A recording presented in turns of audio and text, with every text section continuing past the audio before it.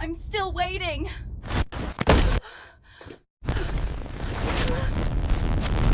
Did you see that? Where are they? 15 children missing. The Children Who Never Came Back, A Cold Shadows, YT. Investigation, Hook. Opening the notification sound on her phone made Maria Santos nearly drop her coffee mug. After 27 years of silence, her daughter's name appeared on her screen. Not as a memory, but as a friend request. The profile picture showed a girl who should have been 38 years old by now, but looked exactly as she did the day she vanished with 14 other children. The message that followed contained only 4 words that shattered Maria's world. "Mommy, I'm still waiting. Welcome back to Cold Shadows YT, where we uncover the stories that refuse to stay buried. Tonight's investigation will force you to question everything you believe about disappearances, because sometimes the most terrifying thing isn't losing someone you love. It's when they try to come back wearing a familiar face but carrying something else inside. Chapter 1. The Perfect October Morning. The morning of October 13th, 1997, began like any other school day at Riverside Elementary. The maple trees lining Oakwood Avenue had turned brilliant shades of gold and crimson, their leaves dancing in the crisp autumn breeze as parents dropped off their children for what would become the most infamous field trip in New England history. Maria Santos arrived early that morning, her nursing shift at St. Catherine's Hospital having ended at 6 a.m.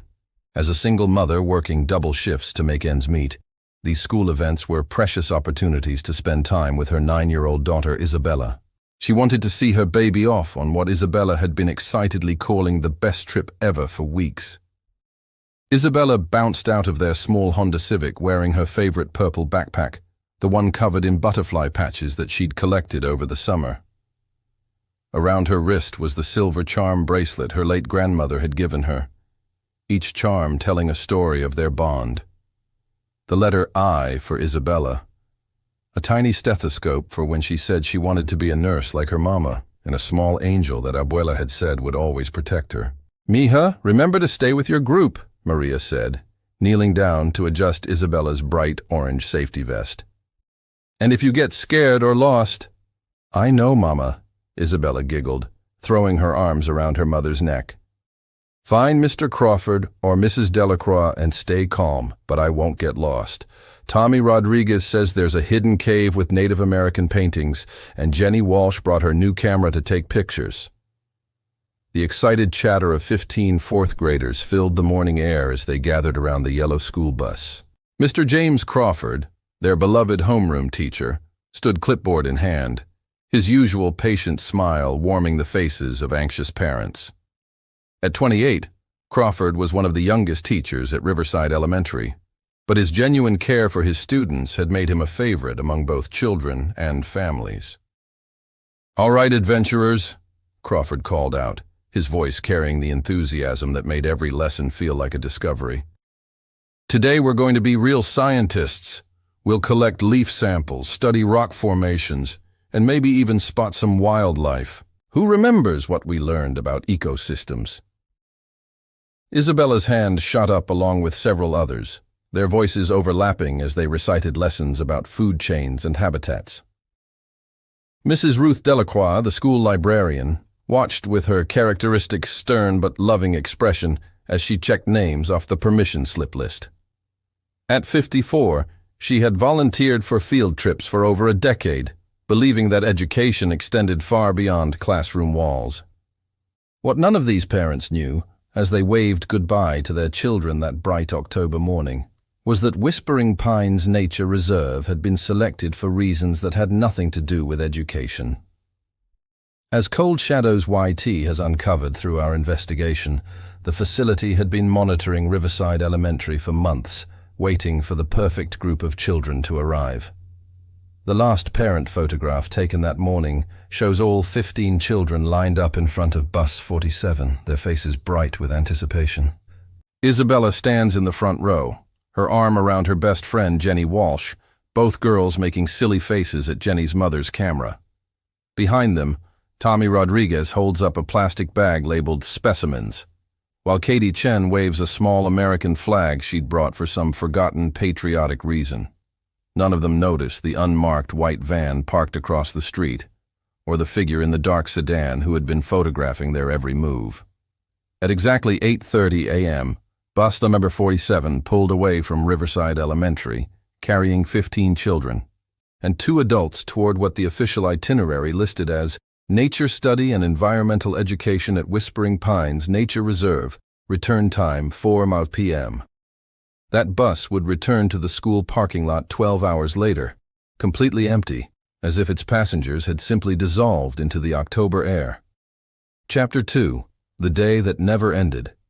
Jennifer Walsh stood in the Riverside Elementary parking lot at 4:30 p.m., her camera still in hand from the morning send-off, watching the empty roadway with growing anxiety.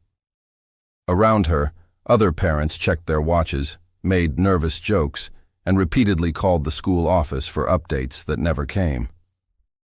"They're probably just running late," said Carmen Rodriguez, Tommy's mother, but her voice carried the forced optimism of someone trying to convince herself. "You know how kids are on field trips. They lose track of time." But Maria Santos knew something was wrong. A mother's intuition, sharp as her nursing training, told her that 30 minutes late was a delay, but an hour late was a crisis. She had tried calling the nature reserve 3 times, only to reach a recording that said, "Office hours are Monday through Friday, 9 a.m. to 5 p.m. At 5:15 p.m., Principal Margaret Hendricks emerged from the school building, her face pale and her hands visibly shaking. The crowd of parents immediately surrounded her, their voices rising in a crescendo of questions and fears. "I need everyone to remain calm," Principal Hendricks said, though her own voice betrayed anything but calm. "I've been in contact with the state police, and they're sending units to Whispering Pines immediately. There's probably a simple explanation." But there wasn't. State Trooper Michael Brennan would later describe the scene at Whispering Pines as one of the most disturbing discoveries of my 20-year career. Bus 47 sat in the main parking area, positioned perfectly within the painted lines, as if the driver had taken careful time to park properly before disappearing. The engine was cold, suggesting it had been there for hours. The keys hung in the ignition. Every window was closed and locked from the inside. Most disturbing of all, the children's belongings remained exactly where they should be. Backpacks on seats, lunchboxes unopened, Isabella's butterfly-covered journal lying open to a page that read, "Today is going to be the best day ever." But of the 17 people who had arrived at Whispering Pines that morning, not a trace remained. Cold shadows. T has obtained exclusive access to the original police reports from that night, including details that were never released to the families or the media. What we discovered raises questions about whether this was truly a search and rescue operation, or something else entirely. The initial search began at 6:45 p.m. with standard protocols for lost hikers. K9 units were brought in to track scents from the children's belongings, but the dogs exhibited unusual behavior, whimpering and refusing to enter certain areas of the preserve, particularly near the older stone buildings that predated the Nature Center's construction. Helicopter searches with thermal imaging detected no human heat signatures in the 2,000-acre preserve. Ground teams equipped with night vision equipment found no footprints, no disturbed vegetation, no signs that any group had left the immediate vicinity of the parking area. By midnight, the search had expanded to include the volunteer fire departments from 3 neighboring towns, the state police dive team for the preserve's 2 small ponds, and specialized rescue teams trained in cave and confined space operations. They found nothing. At 3:17 a.m. on October 14th, Sergeant Patricia Wells made a discovery that would haunt her for the rest of her career. While searching the woods near the preserve's maintenance building, her flashlight beam caught a glint of metal in the underbrush. There, carefully arranged on a fallen log, as if someone had placed them there deliberately, were 15 small objects. Isabella's butterfly charm bracelet, Tommy's plastic specimen bag, Jenny's camera with the film removed, Katie's small American flag, and 11 other personal items, one from each missing child. But what chilled Sergeant Wells to the bone wasn't what was there. It was what was missing. Each item had been wiped clean, showing no fingerprints, no traces of DNA, no evidence that they had been handled by their young owners or anyone else. They were arranged in a perfect circle, like offerings at some macabre shrine. In the center of the circle was a single sheet of paper, protected from the dew by a plastic sleeve. On it, written in block letters with black marker, was a message that would launch one of the largest missing persons investigations in New England history. The selection is complete. The children are safe in the educational facility. Do not look for them. They are learning things they could never learn in your world. Chapter 3: 27 Years of Silence. The official investigation into the disappearance of Class 4A continued for 3 years, generating over 2,000 pages of reports, conducting 847 interviews, and following up on 1,249 tips from the public. The case file eventually filled 4 large boxes in the Massachusetts State Police Archives, marked Unsolved, Inactive. But for Maria Santos, the case was never inactive.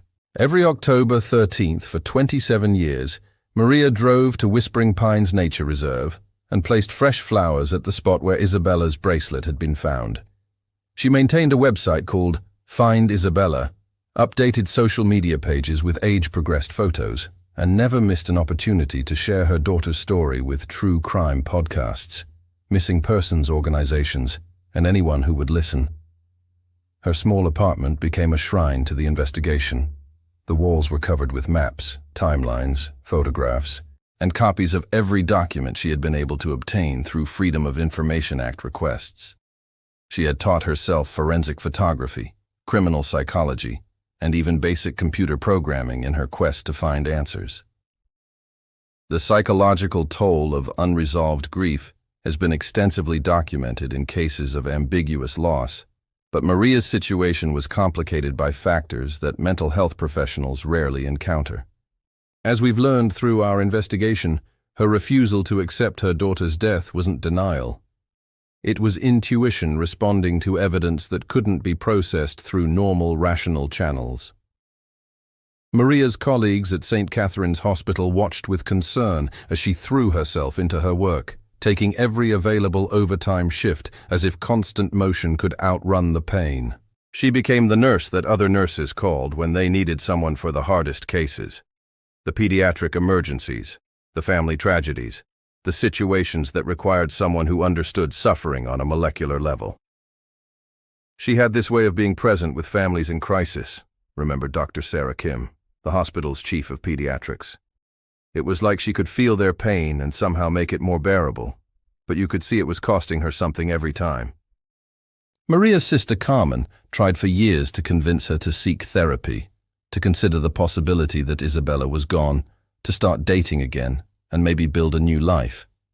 These conversations always ended the same way, with Maria pointing to the evidence board on her living room wall and saying, "Something happened to those children that didn't happen to other missing kids. Until I know what that was, I can't move forward." The evidence Maria had accumulated over the decades was impressive in its thoroughness. She had identified patterns in other missing children cases, discrepancies in the official reports, and connections between various individuals who had been involved in the investigation. She had even obtained copies of geological surveys showing that Whispering Pines Nature Reserve was built over an extensive network of natural caves and abandoned military installations dating back to the 1940s. But none of it had led her to Isabella. That changed on October 13, 2024, at exactly 3:17 a.m. The same time of day that Isabella's belongings had been discovered 27 years earlier. Maria was reviewing hospital patient charts on her laptop when the Facebook notification sound made her look up from her work. A friend request notification appeared in the corner of her screen. Isabella S. wants to be friends. The profile picture showed a girl who could have been Isabella's twin. The same dark curls, the same bright green eyes, the same gap-toothed smile that Maria saw in her dreams every night. But the girl in the photo was wearing the same purple shirt Isabella had worn on the day of the field trip, and around her wrist was the distinctive butterfly charm bracelet that Maria knew was locked in an evidence box at the state police headquarters. With hands that shook like autumn leaves, Maria clicked, Accept. The message that appeared immediately afterward contained only 4 words that shattered 27 years of careful emotional control. Mommy, I'm still waiting. Chapter 4. Digital Resurrection. The Facebook profile for Isabella S. was unlike anything Maria had ever encountered in her years of researching missing persons cases. The account had been created just hours earlier, but it contained dozens of photos spanning what appeared to be decades of life. The earliest photos showed Isabella at age 9, exactly as Maria remembered her, but subsequent images tracked her growth through ages that she should have reached, 12, 16, 21, 25, all the way up to what appeared to be a current photo of a 36-year-old woman who bore an unmistakable resemblance to the child who had vanished. Advanced forensic analysis of these images, conducted by Cold Shadows YT in cooperation with digital forensics experts, revealed anomalies that defy conventional explanation. The photos show consistent aging patterns and environmental details that would be nearly impossible to fake, but they also contain digital artifacts that suggest transmission through some form of quantum interference field. But it was the videos that truly convinced Maria she was communicating with her daughter. The first video appeared in her messenger at 3:33 a.m. The timestamp showed it was recorded just minutes earlier, in what appeared to be an underground classroom. Fluorescent lights cast harsh shadows on concrete walls painted an institutional green. 15 adults sat at small desks designed for children, all wearing the same clothes they had worn to Whispering Pines Nature Reserve 27 years earlier. Isabella sat in the front row, her face older, but unmistakably the same. When she looked directly into the camera, her eyes held a wisdom and sadness that no 36-year-old should possess. "Hi, Mama," she said, her voice exactly as Maria remembered, but speaking with the careful cadence of someone who had spent decades in captivity. "I know this is confusing and scary. We've been trying to figure out how to contact you for so long. The technology here is different. Time moves differently, too." The video continued for exactly 3 minutes and 17 seconds, another reference to the time of that initial discovery, before abruptly cutting off. Over the following days, the messages came with increasing frequency. "We're in a place they call the educational facility. It's underground, beneath the nature center. We've been here the whole time, Mama. They've been teaching us things about dimensions, about consciousness, about ways to exist that people in your world don't understand. We don't age the same way here. Our bodies change, but slowly, and our minds hold things that human minds weren't designed to hold. We remember being children, but we're not children anymore. We're something else. The scientists say we're part of an important project, that what we're learning will help humanity evolve. But Mama, we just want to come home. We want to see our families again. We want to feel the sun on our faces and eat ice cream and go to movies and do all the normal things we missed." Each message was accompanied by photos or videos that provided more details about their environment. The educational facility appeared to be a vast underground complex with multiple levels, residential areas, laboratories, and what looked like advanced computer systems, unlike anything Maria had seen in the outside world. The children, now adults, lived in dormitory-style rooms, ate in a common cafeteria, and spent their days in classrooms where they were taught subjects that Maria couldn't even understand. Multi-dimensional physics, consciousness transfer protocols, reality interface engineering. Dr. Amanda Foster, a theoretical physicist consulted by Cold Shadows YT, reviewed the educational materials shown in the videos and confirmed that the concepts being taught were decades ahead of current mainstream scientific understanding, suggesting access to research that hasn't been published or possibly knowledge obtained through non-conventional means. But the most disturbing aspect of the messages was not what Isabella and the others were learning. It was what they revealed about who was teaching them.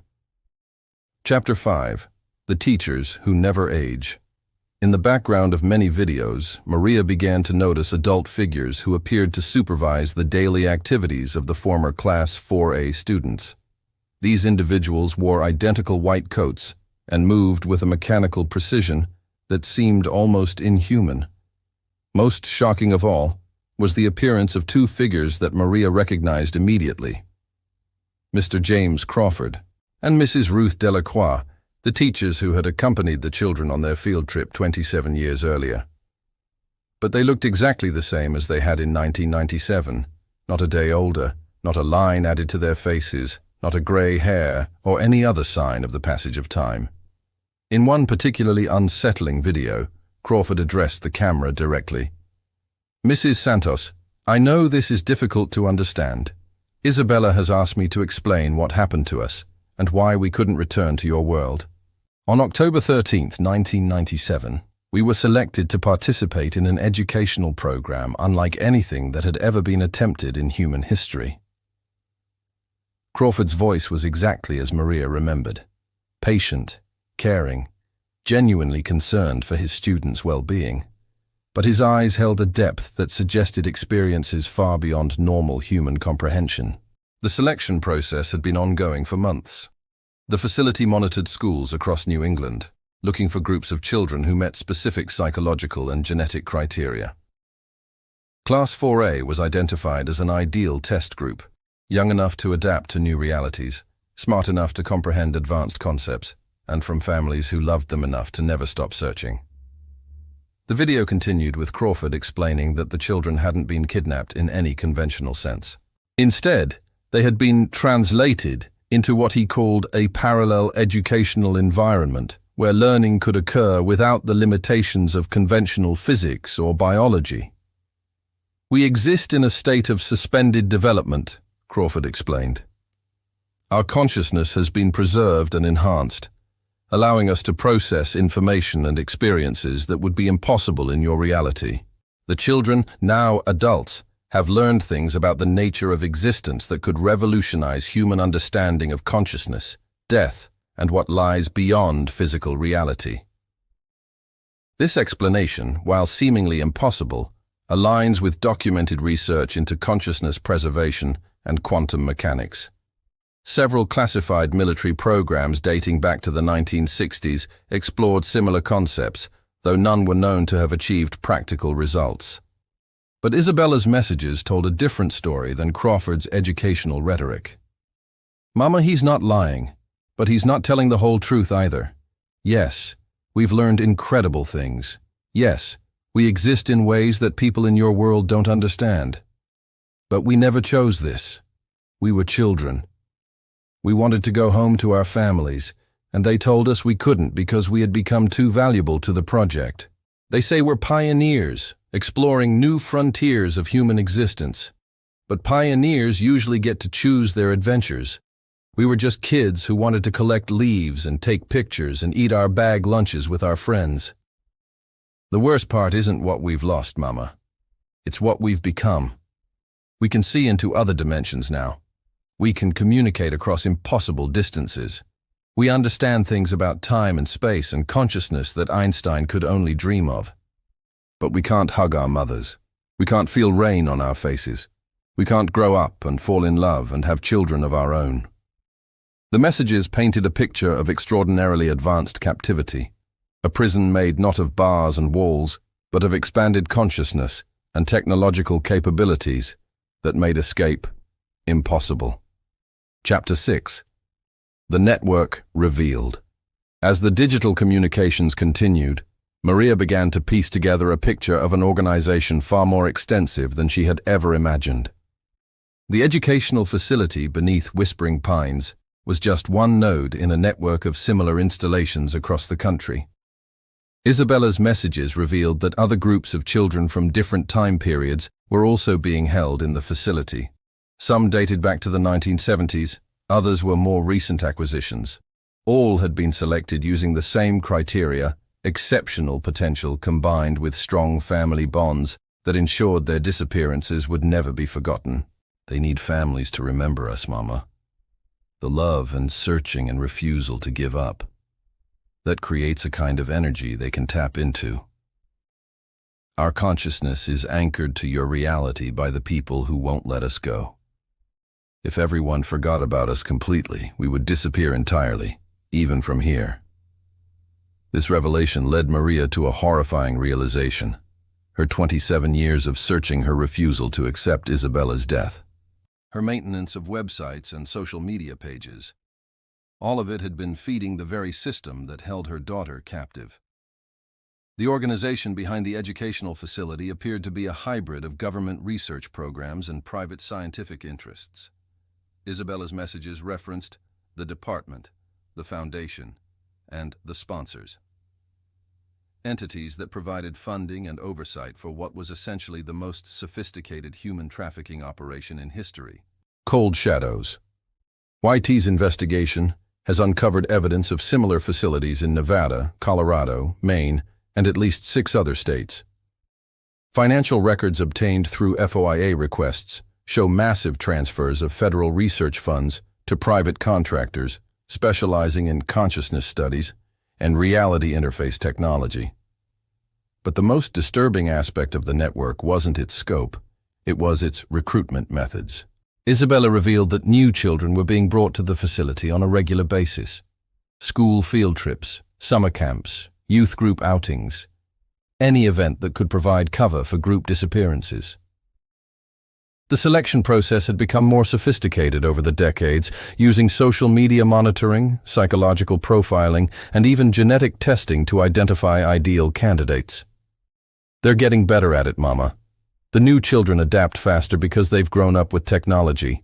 They understand concepts about virtual reality and digital existence that we had to learn from scratch. But they're still just kids who want to go home to their families. Maria's hospital training kicked in as she began to document everything systematically. She created detailed files on each message, cross-referenced the information Isabella provided, and began reaching out to families of other missing children who fit the profile of educational facility acquisitions. What she discovered was a pattern of disappearances stretching back over 50 years, all involving groups of children who vanished during supervised educational activities.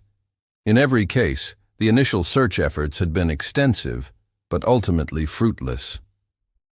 In every case, personal belongings had been found arranged in ritualistic patterns. And in every case, at least one family member had refused to accept that the children were dead. The psychological profile of families selected for the educational facility program shows a clear preference for single parents, close-knit families, and individuals with strong religious or spiritual beliefs. The organization appears to target families whose love for their children is so strong that it transcends conventional limitations of time and space. Chapter 7. The Rescue Attempt. By November 2024, Maria had documented over 200 digital communications from Isabella and had established contact with families of at least 12 other missing children who showed characteristics consistent with educational facility acquisition. Together they formed an informal network of investigators working to expose what they now knew was an ongoing criminal conspiracy. Patricia Wells, whose son Michael had disappeared during a Boy Scout camping trip in 2003, had used her background as a software engineer to trace the digital signatures of the messages. Her analysis revealed that the communications were originating from servers located beneath Whispering Pines Nature Reserve, just as Isabella had claimed. Robert Chen, Katie's father, had spent his career as a geological engineer and had obtained detailed surveys of the underground cave systems in the area. His research confirmed the existence of extensive artificial tunnels and chambers that weren't shown on any official maps. Jennifer Walsh, Jenny's mother, had used her journalism background to investigate the corporate entities connected to the facility's funding. Her research had uncovered a web of shell companies, government contractors, and research institutions, all connected to what appeared to be the most sophisticated human experimentation program in modern history. Together, they developed a plan to physically locate and infiltrate the educational facility. The plan developed by the families was ambitious, but grounded in careful research and preparation. Unlike the official investigations of 1997, this effort was motivated by the certain knowledge that the children were alive and the desperate love of parents who had never stopped fighting for their return.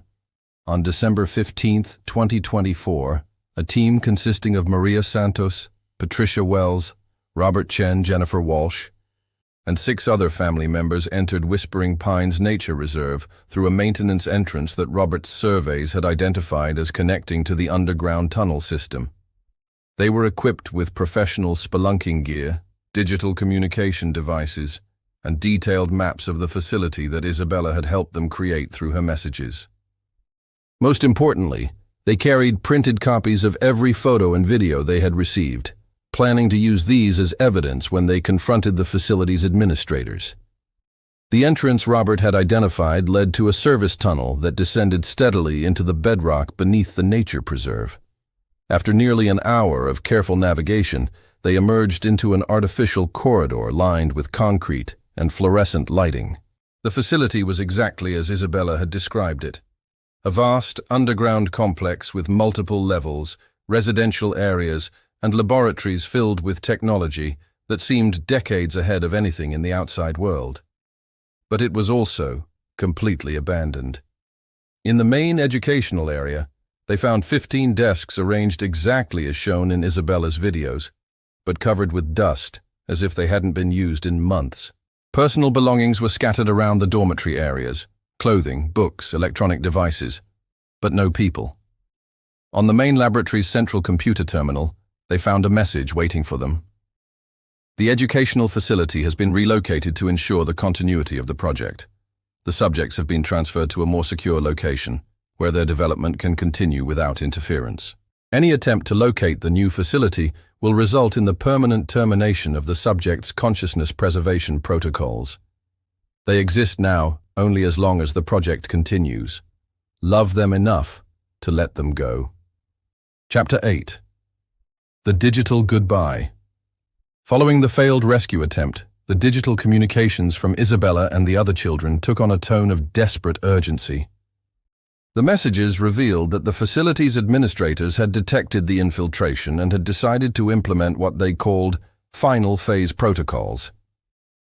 Mama, they know you found the old facility. They're moving all of us to a new location where you'll never find us. But more than that, they're changing us in ways that will make it impossible for us to communicate with your world anymore. They call it consciousness integration. They're going to merge our individual minds into a collective intelligence that will be more useful for their research. We won't be Isabella and Jenny and Tommy anymore. We'll be something else entirely. I need you to know that every moment of these 27 years, even when I couldn't contact you, I felt your love. Every birthday you celebrated alone, every October 13th when you left flowers, every time you told someone our story. I felt all of it, Mama. Your love has been the only thing keeping me connected to the person I used to be. The final video Isabella sent showed all 15 of the original Class 4A students standing in what appeared to be a new facility, cleaner, more modern, but with an unmistakably sterile and final atmosphere. They were wearing identical white jumpsuits and had their heads shaved in preparation for what the voiceover described as neural interface implantation. Isabella stood at the center of the group, her green eyes still bright, despite everything she had endured. When she spoke, her voice carried the love and strength that Maria had carried in her heart for nearly 3 decades. Mama, by the time you see this, the process will have begun. We don't know if we'll still be ourselves afterward or if we'll be able to remember our families or the lives we had before. But I want you to know that being your daughter has been the most important part of who I am, even in this place. I need you to do something for me, Mama. I need you to stop searching, not because you should give up hope, but because your love has given me strength for 27 years. And now I want to use that strength to protect other children from ending up here. The information we're sending you, all the details about the network, the facilities, the people involved, use it to stop them from taking more families apart. Save the children who haven't been taken yet. That's how you can save me, even if you can't bring me home. The video ended with Isabella placing her hand against the camera lens, as if she were trying to reach through the screen and touch her mother's face one last time. I love you, Mama. Take care of yourself. And remember, every child who gets to stay with their family because of what you do with this information is a victory for love over the people who think they can steal what matters most to us. The Isabella Santos Facebook account deleted itself immediately after sending this final message. All of the photos, videos, and communications vanished from Maria's computer as if they had never existed. Even the screenshots and recordings she had made were corrupted beyond recovery. But the impact of those digital communications would extend far beyond Maria's personal grief. Chapter 9. The investigation goes public. Armed with the information Isabella had provided and the evidence gathered from the abandoned facility, Maria Santos and the other families made the decision to go public with their story. Working with Cold Shadows YT and other investigative platforms, they released a comprehensive exposé of the educational facility network and its decades-long program of systematic child acquisition. The response was immediate and overwhelming. Within days of the story's publication, thousands of families came forward with reports of missing children who fit the profile of educational facility acquisitions. Law enforcement agencies in multiple states opened investigations into the sites identified by the family's research. Federal authorities launched a multi-agency task force to investigate what appeared to be the largest organized criminal conspiracy in American history. But the investigation also revealed the sophisticated nature of the cover-up that had protected the educational facility network for over 50 years. Key evidence had been classified under national security provisions. Witnesses had been relocated or silenced. Official records had been altered or destroyed. The network had been operating with the knowledge and possible cooperation of elements within the federal government itself. Congressman David Martinez, whose own nephew had disappeared during a school camping trip in 2018, called for congressional hearings into what he termed the systematic exploitation of American children in the name of scientific research. His investigation revealed that over $2.8 billion in federal research funds had been directed to projects connected to the educational facility network since the 1970s. Dr. Elena Rodriguez, a former researcher who had worked on consciousness preservation projects in the 1990s, came forward with testimony that corroborated many of Isabella's revelations about the scientific basis of the program.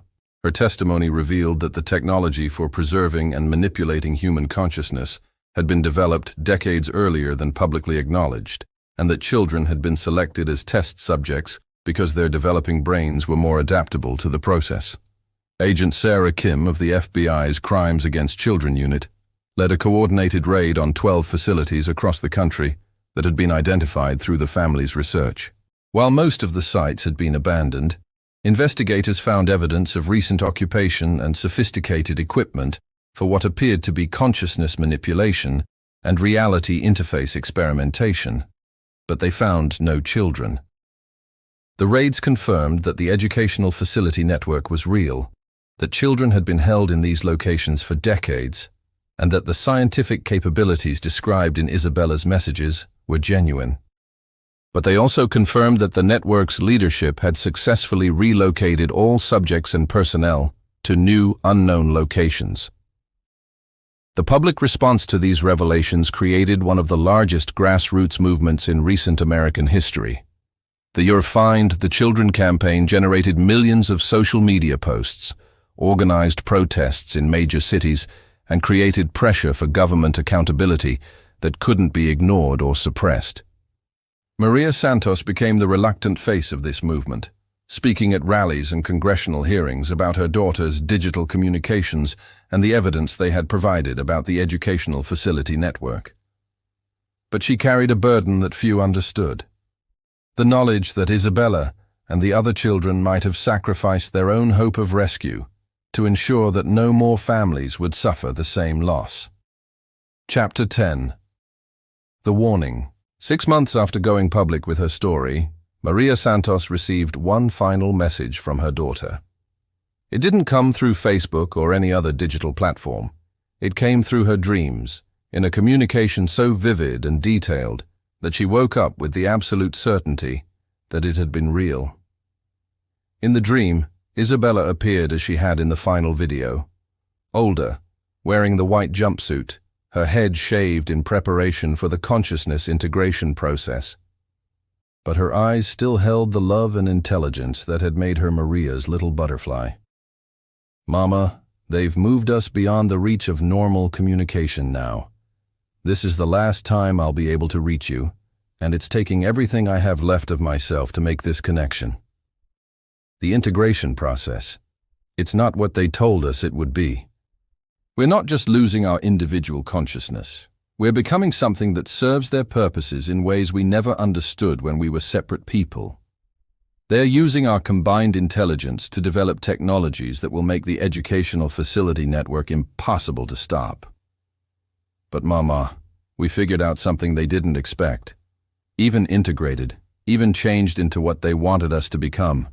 We're still your children. The love you gave us, the refusal to let us be forgotten, the strength you showed by never giving up. That's become part of what we are now, and we're using it against them. Isabella's dream voice took on an urgency that made Maria's heart race even in sleep. "They're planning to expand the program, Mama. The technology they've developed using our consciousness. They're going to use it to acquire thousands of children at once. Not just field trips anymore, but entire schools, summer camps, youth organizations. They've learned how to create mass disappearance events that look like natural disasters or terrorist attacks. But we've learned something too. The integration process didn't destroy us like they thought it would. It connected us in ways that make us stronger than the sum of our parts. And we've been using that connection to plant information in their systems, to sabotage their expansion plans, to protect children they're targeting for acquisition.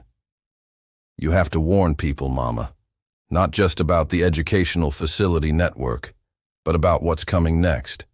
They're going to create a crisis that will justify massive emergency responses, events where children can be evacuated for their safety and never return to their families.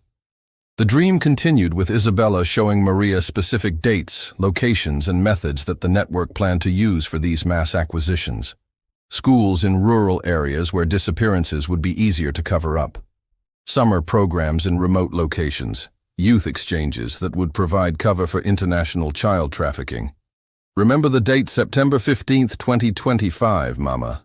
They're planning something called Operation Fresh Start, a simulated emergency that will affect 17 schools across 6 states. Don't let them take those children. Don't let other families go through what we went through. The dream ended, with Isabella reaching out to touch Maria's face, her hand feeling as real as when she was 9 years old. "I love you, Mama. I'm not coming home, but I'm not gone either. Every child you save is a victory for us. Every family that stays together is proof that love is stronger than the people who tried to break us apart." Maria woke up with tears on her cheeks, and Isabella's warning burning in her mind like a divine mission. Chapter 11. The Race Against Time. Within hours of her dream, Maria was on the phone with every contact she had made during her investigation into the educational facility network. The families of the other missing children, the journalists who had covered their story, the government officials who had promised to continue investigating, all of them needed to know about Operation Fresh Start. Patricia Wells used her software engineering skills to hack into school district databases, looking for any scheduled events that might provide cover for mass child acquisition. Her search revealed 17 schools across New Mexico, Arizona, Colorado, Utah, Nevada, and California that had all scheduled emergency preparedness drills for September 15, 2025. Robert Chen investigated the geological surveys of these school locations and found that all 17 were built over extensive underground cave systems or near abandoned military installations. The pattern was identical to the original Whispering Pines location.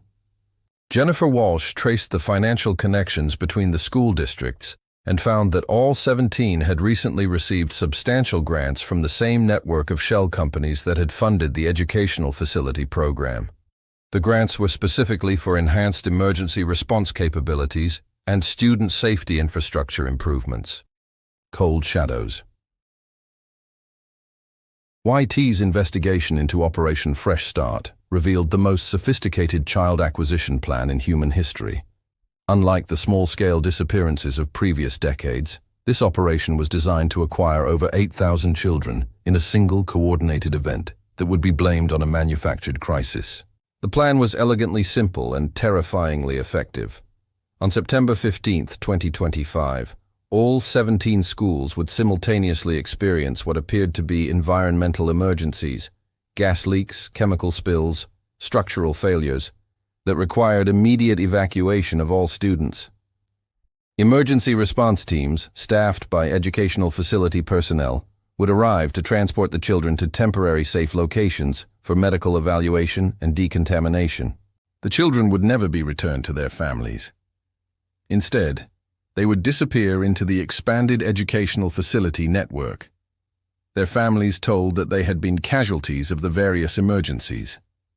Mass funeral services would be held, death certificates issued, and within a year, the grief-stricken communities would begin to heal and move forward. The 8,000 children would become the largest test group in the consciousness preservation program's history. Their combined intelligence used to develop technologies that would make the educational facility network not just undetectable, but genuinely beneficial to human civilization. The network's leadership had decided that the time for secrecy had passed. They were ready to reveal themselves as humanity's evolutionary guides. Dr. Amanda Foster, the theoretical physicist who had analyzed Isabella's educational materials, provided a chilling assessment of what this meant. If they successfully integrate the consciousness of 8,000 children, they'll have created an artificial intelligence system more powerful than anything currently possible with conventional technology. That system could revolutionize medicine, engineering, space exploration, virtually every field of human endeavor. But it would be built on the stolen lives of children who never consented to become components in a machine. Maria Santos faced an impossible choice: expose Operation Fresh Start publicly and potentially save 8,000 children, or stay silent and hope that covert law enforcement operations could stop the plan without alerting the network's leadership. She chose to fight. Chapter 12. The Public Warning. On August 15, 2025, exactly 1 month before Operation Fresh Start was scheduled to begin, Maria Santos appeared on every major news network simultaneously with the most important announcement of her life. Standing beside her were Patricia Wells, Robert Chen, Jennifer Walsh, and representatives from 12 other families whose children had been taken by the Educational Facility Network. Behind them was a display showing the faces of all 17 schools targeted for mass acquisition, the dates and times of the planned emergencies, and the financial connections between the school districts and the shell companies funding the operation. "My name is Maria Santos," she began, her voice carrying the authority of someone who had spent 27 years fighting an enemy most people couldn't imagine. 28 years ago, my daughter Isabella was taken from me during what appeared to be a routine school field trip. For nearly 3 decades, I believed she was dead. I was wrong. She was alive, being held in an underground facility where she and 14 other children were subjected to consciousness preservation experiments that allowed them to exist in ways that conventional science says is impossible. The press conference continued for 2 hours as Maria and the other families presented evidence that seemed to come from a science fiction nightmare. Videos of children communicating across impossible barriers, documentation of government funding for consciousness manipulation research, architectural surveys showing vast underground facilities beneath what appeared to be innocent nature preserves and schools. But the most compelling evidence came from the detailed predictions Isabella had provided in Maria's dream. Every aspect of Operation Fresh Start that the families had uncovered matched exactly with the information Isabella had somehow transmitted from her integrated consciousness state. On September 15, 2025, Maria announced, 17 schools across 6 western states are scheduled to experience simultaneous emergencies that will result in the disappearance of over 8,000 children. These emergencies are not accidents or natural disasters. They are manufactured events designed to provide cover for the largest child trafficking operation in human history. The response was immediate and overwhelming. Parents across the targeted school districts pulled their children from classes. Emergency response agencies in all 6 states launched investigations into the scheduled drills. Federal authorities opened criminal investigations into the shell companies providing funding for the school district grants. Most importantly, the publicity made Operation Fresh Start impossible to execute. The educational facility network's greatest strength had always been its secrecy, the ability to make children disappear in ways that looked like accidents or natural tragedies. Once their plans became public knowledge, their methods became useless. On September 15, 2025, all 17 schools remained open and operational.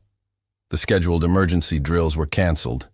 The 8,000 children went to their regular classes, ate lunch with their friends, and went home to their families at the end of the day.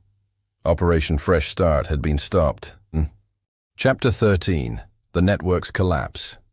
The failure of Operation Fresh Start triggered the collapse of the educational facility network that had operated in secret for over 50 years. Without the massive infusion of new test subjects, the consciousness preservation programs became financially unsustainable. The shell companies providing funding declared bankruptcy and dissolved.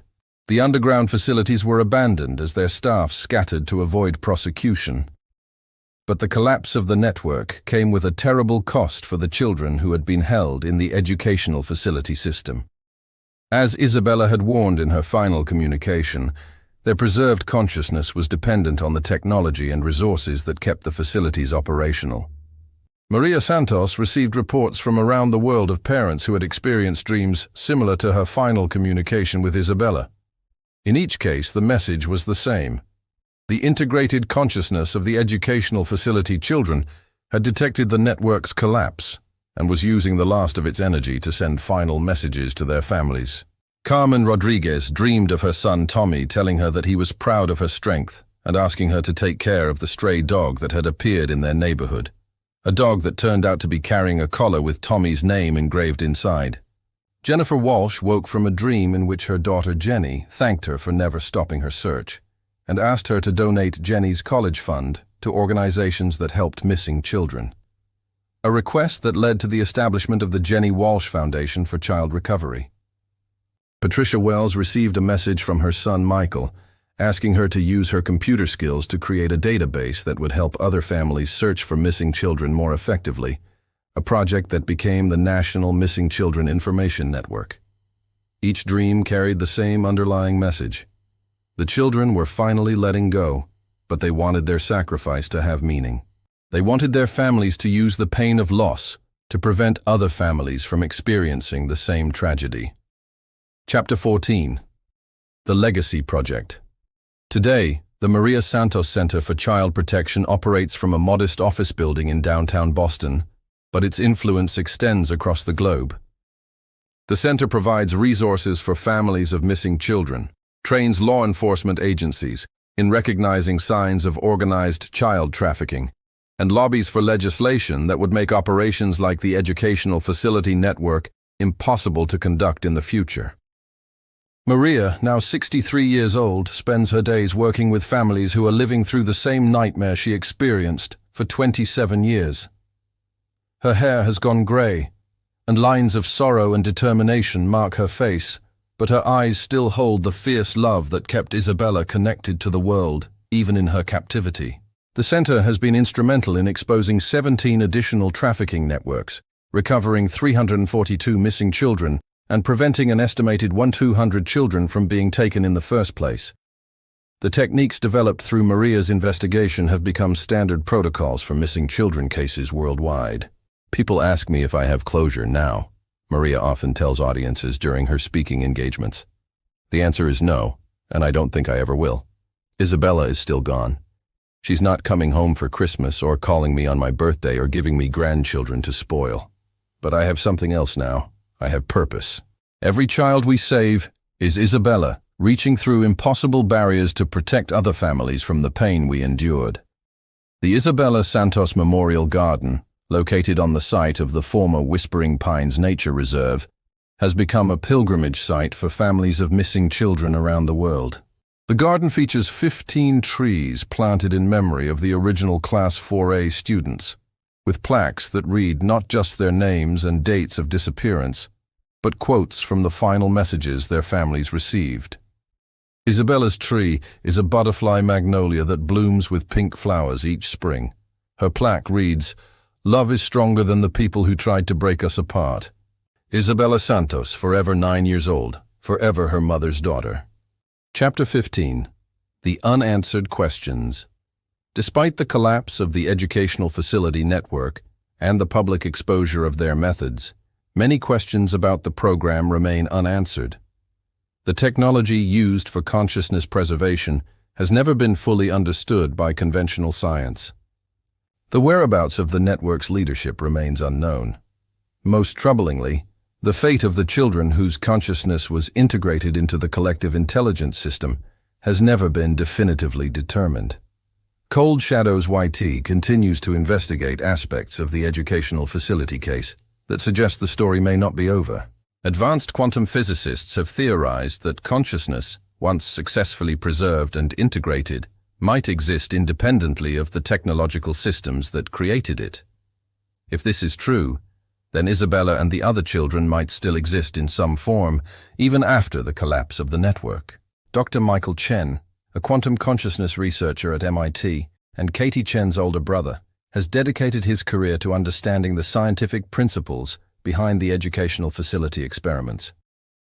His research suggests that the integrated consciousness might have achieved a form of existence that transcends both physical and technological limitations.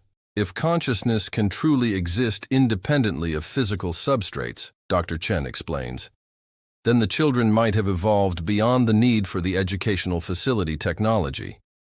They could exist as pure information, pure awareness, capable of interacting with our reality in ways we're only beginning to understand.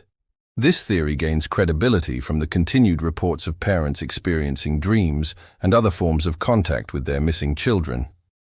These experiences are too consistent and too detailed to dismiss as wishful thinking or psychological projection. Father Miguel Santos, Maria's brother and a Catholic priest, has become an unofficial counselor for families dealing with these unexplained communications. His perspective offers a spiritual framework for understanding phenomena that science cannot yet explain. Whether we call it consciousness preservation, quantum entanglement, or the communion of saints, the love between parents and children creates connections that death, or whatever happened to these children, cannot break. The families aren't experiencing delusions. They're experiencing love in its purest form, reaching across barriers that normally separate one form of existence from another. Chapter 16. The Warning That Continues. Perhaps the most disturbing aspect of the educational facility case is the evidence that similar programs may still be operational. The network that was exposed through Isabella's communications was just one branch of a much larger tree, and the collapse of that particular system may have simply driven other branches deeper underground. Cold Shadows. YT has documented at least 12 cases since the collapse of Operation Fresh Start, where children have disappeared under circumstances that mirror the original educational facility methods. The selection criteria remain the same: groups of intelligent children from loving families, disappearing during supervised educational activities, leaving behind personal belongings arranged in ritualistic patterns.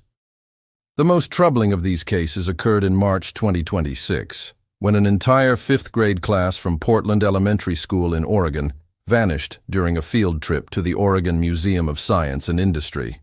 Security cameras showed the children entering the museum's planetarium for a scheduled presentation, but when the lights came up 30 minutes later, the room was empty. As in the original Class 4A case, the children's belongings were found arranged in a perfect circle, this time in the museum's basement storage area. In the center of the circle was a tablet computer displaying a message. The project continues. New methods require new subjects. Love them enough to let them evolve. Maria Santos and the other educational facility families immediately recognized the pattern and launched an investigation that revealed connections between the Portland disappearance and a network of private research institutions with ties to the original facility program. But this time, there were no digital communications from the missing children. No Facebook messages, no dream visitations, no videos from underground classrooms. The children had simply vanished into a silence more complete than anything the original families had experienced. They learned from our case, Maria explains during interviews about the Portland disappearance. They know now that the children's ability to communicate was what ultimately exposed the network. Whatever they're doing to the new children, they've made sure it's permanent and absolute. Epilogue: The Light That Never Dies. As we conclude this investigation for Cold Shadows YT, it's important to understand that the Isabella Santos case represents both an ending and a beginning.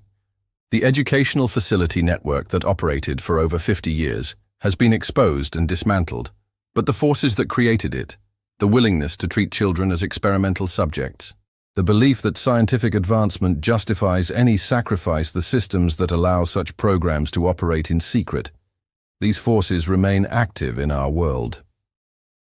Maria Santos continues her work at the age of 65, driven by the knowledge that somewhere in the digital space between worlds, Isabella is still fighting to protect other children. The dreams have stopped, but the love that connected mother and daughter across impossible barriers continues to fuel Maria's mission. The Isabella Santos case has fundamentally changed how law enforcement approaches missing children investigations. The techniques developed through Maria's search are now taught at the FBI Academy.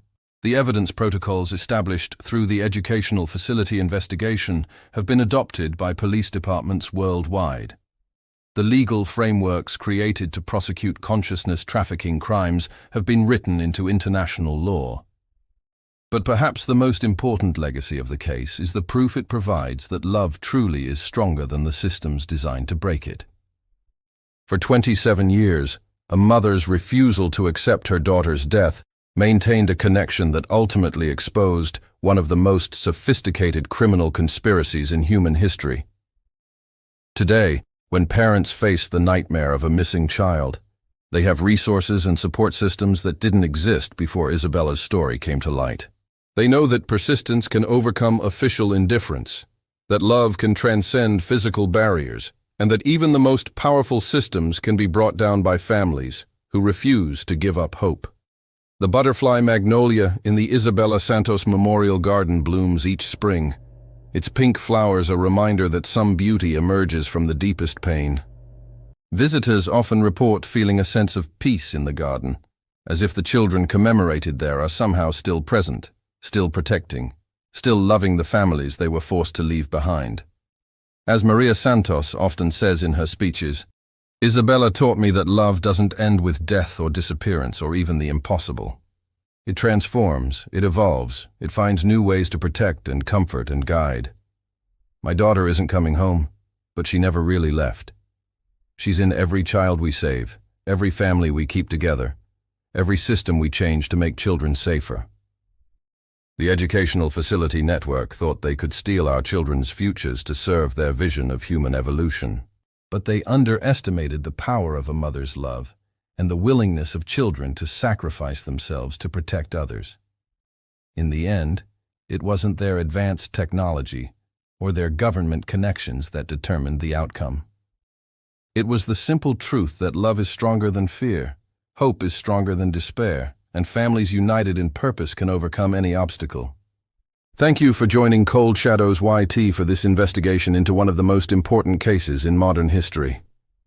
The story of Isabella Santos and Class 4A reminds us that the most dangerous predators are often those who claim to be advancing human knowledge or protecting our children. Trust your instincts, question authority, and never stop fighting for the people you love. If you believe this story needs to be heard, please subscribe to Cold Shadows YT and share this investigation with others. The warning Isabella Santos died to deliver, that there are people who will steal our children in the name of science and progress, remains as relevant today as it was 28 years ago. Remember, in a world where children can disappear into systems designed to erase their existence, vigilance is the price of keeping our families whole. The light of love that connected Maria and Isabella across impossible barriers is the same light that can guide all of us through the darkness that still threatens the most vulnerable among us. Subscribe to Cold Shadows YT for more investigations into the cases that challenge our understanding of how far some people will go to serve their vision of human progress. And remember, Sometimes the most important thing we can do is refuse to let go of the people we love, even when the world tells us they're gone forever.